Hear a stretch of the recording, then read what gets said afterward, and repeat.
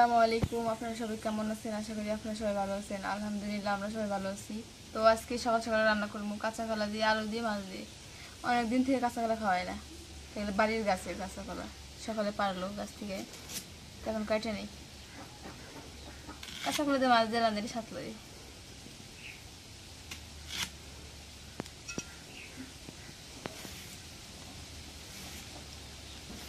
বাড়ির কাছে টাটকা কাঁচা কলা না?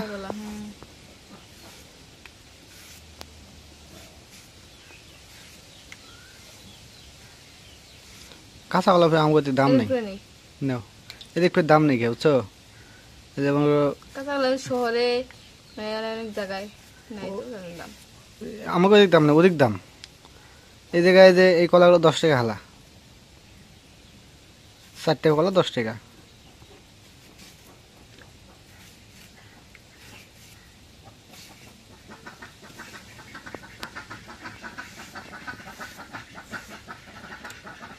হাঁসগুলা খাওয়ার জন্য কি লাগাইছে?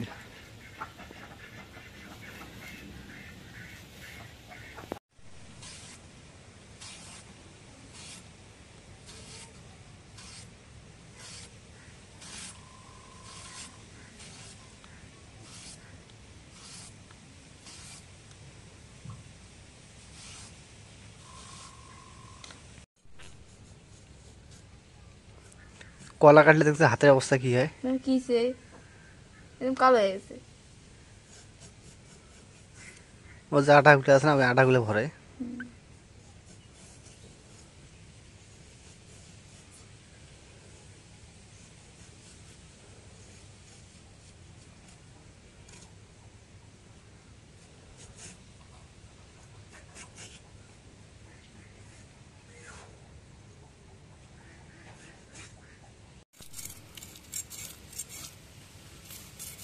এই যে এখন মাছগুলো কেটে নেই, সব মিশালি মাছ এগুলা। কি মাছ? ওইটা হচ্ছে না ইয়া, কি জানি কয়টা, চিংড়ি মাছের নাম। ওইটা মাছের নাম জানি না, কিন্তু এই যে বাকি মাছগুলোর নাম কইতে পাবো। সরপুটি আর কি রে? সরপুটি, ওইটা হচ্ছে কালবাউস। আর এইটা মনে হয় কালবাউস নাকি? মনে হয় তাই। না না রে, কালবাউস না।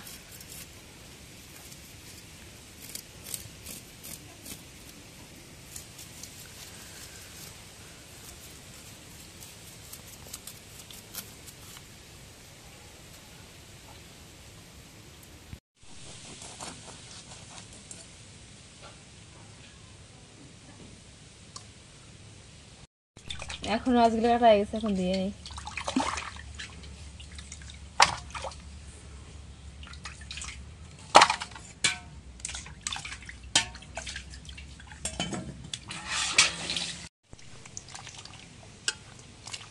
এখন আলুগুলো দিয়ে নেই।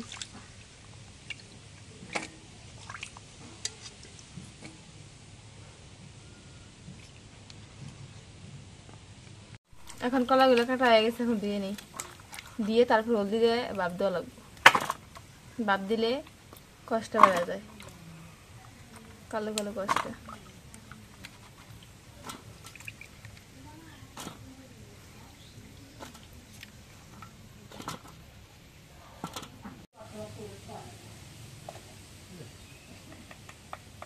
এখন হলুদের গুঁড়ো দিয়ে দিই, দিয়ে মাছগুলো ভেজে দিই। একটু লবণ দিয়ে দিই, দিয়ে মাখাই দিই।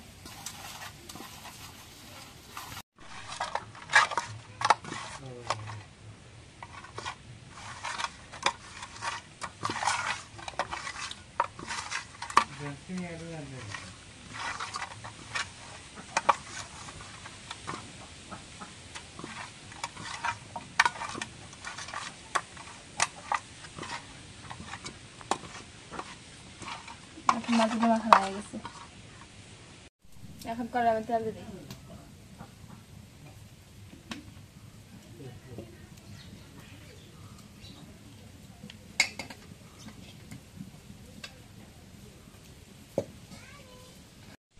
এখন তেলটা গরম হয়ে গেছে, মাছ দিয়ে দিই।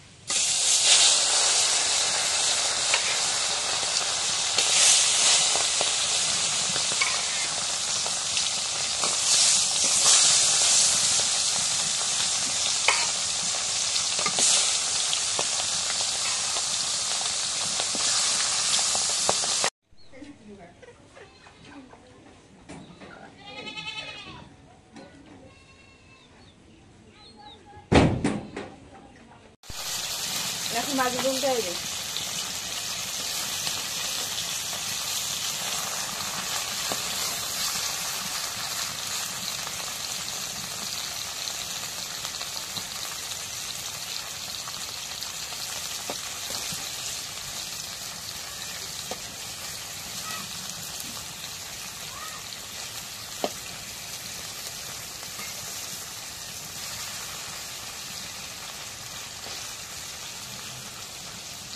এখন মাছ ভেজে এখন নামাই নিই।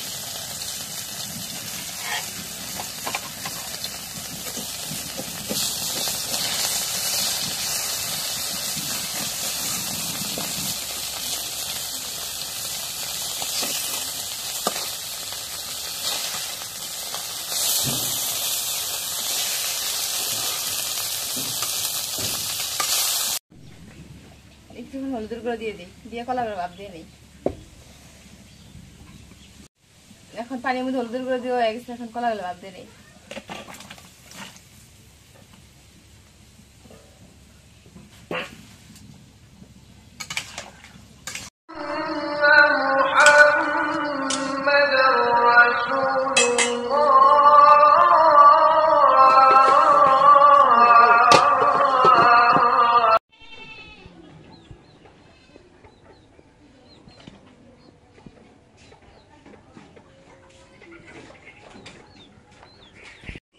এখন কলা করে ভাপ দিয়ে গেছে, এখন নামাই নিই।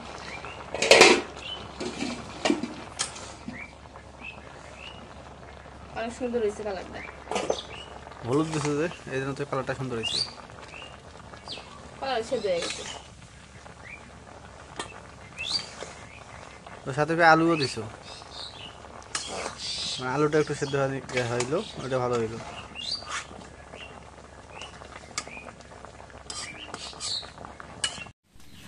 এখন কড়াইতে তেল দিয়ে দিই।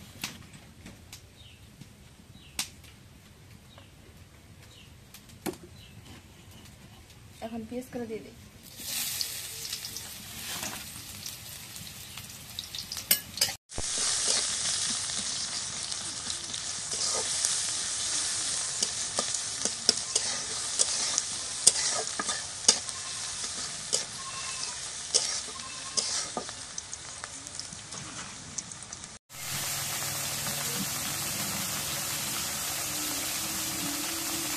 এখন জিরা বাটা রসুন বাটা দিয়ে দিই।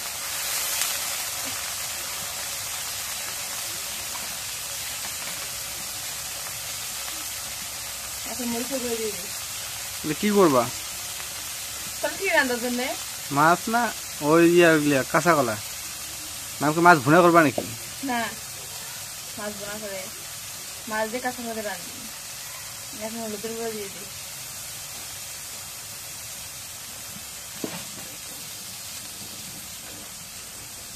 এখন লবণ দিয়ে দিই।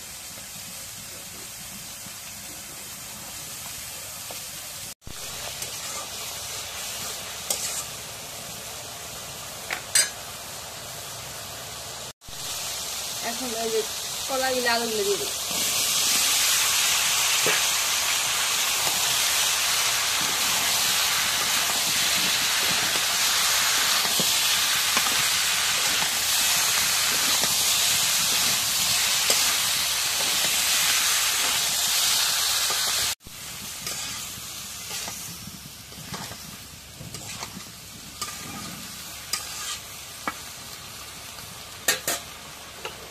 এখন রেখে দিই, দুধ কষাই।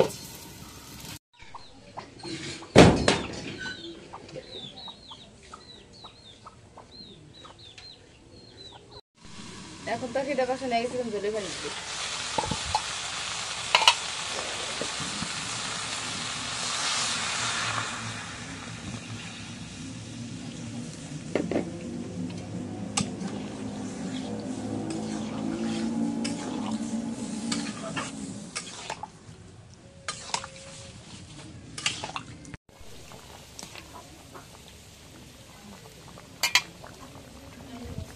এখন মাছগুলো দিয়ে দিই।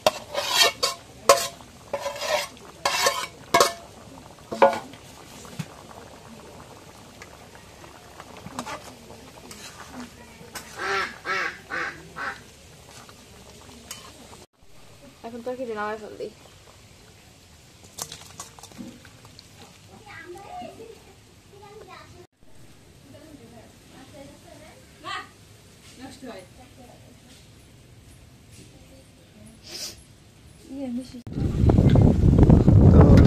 জোহরের আজান দিচ্ছে,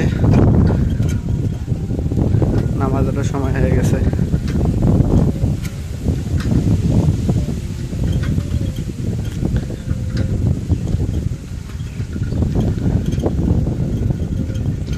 আজকে এত পরিমাণ রোদ উঠছে, রোদ যেমন হোক, রোদ যদিও বেশি তারপরও বাতাস আছে, বাতাসটা থাকার কারণে অনেকটাই ভালো লাগতেছে।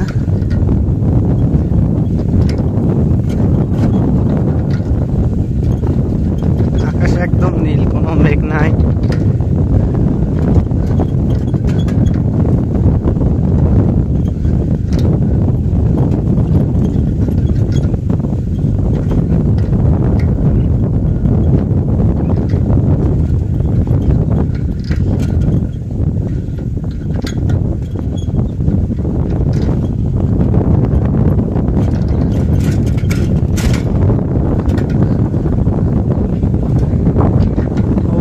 ছায়াতে আসলে কত ভালো লাগে।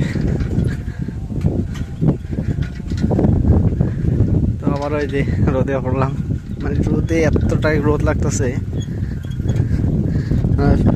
রোদে পিঠটা পুড়ে যাচ্ছে।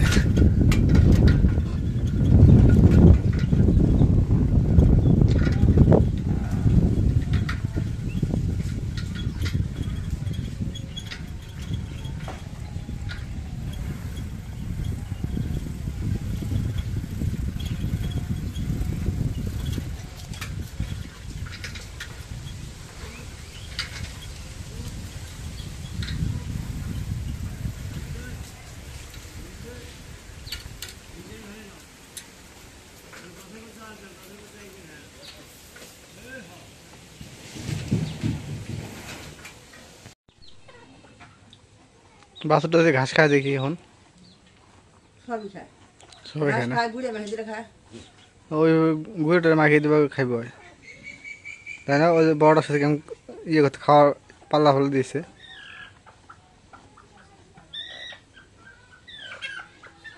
হাঁস উঠছে ঘরে, অত ভালো শিখে দিয়ে গেছে গা। বুঝবে পারবো।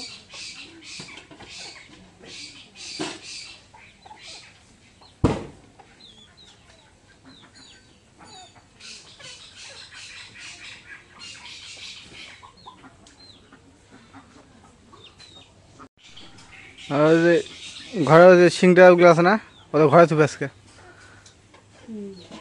কালকে রাতে বৃষ্টি যে আইছে, ওইটা এই রাতে দৌড়াদৌড়ি সিংটা একবার ঘরে থোয়া লাগে। আমি কই বড় ধরিয়ে চাইতো, তা আমি কই সাথে নিয়ে বারে বারে দেখে খুব ধরি, তো দেখে তুলছোস।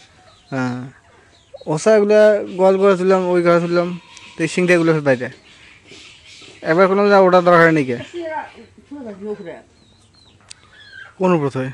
এমনি জায়গা আছে উপরে ঘর আছে। গোয়াল ঘরে রাত্রেবেলা গোয়াল ঘরে থয়, রাত্রেবেলা পাক ঘরে সুযোগ পাইছি, পাক ঘরে থইছি। না কথা কই আজকে দিনে আজকে থৌ, আজকে এই জায়গায় থৌ, তারপর থোয়া যায় মনে। ঘরে পানি খাবা? ঘরে পানি আছে, খাও।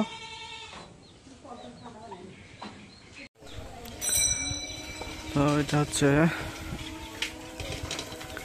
আমাদের সন্ধ্যার সময় গ্রামের পরিবেশ।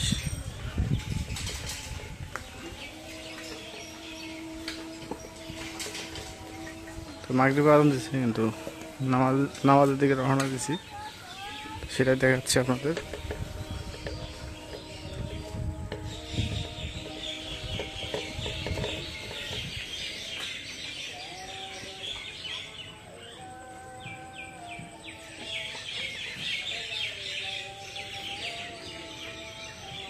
সন্ধ্যা হয়েছে, তারপরও ধান ক্ষেত সবুজ প্রকৃতি হয়ে আছে।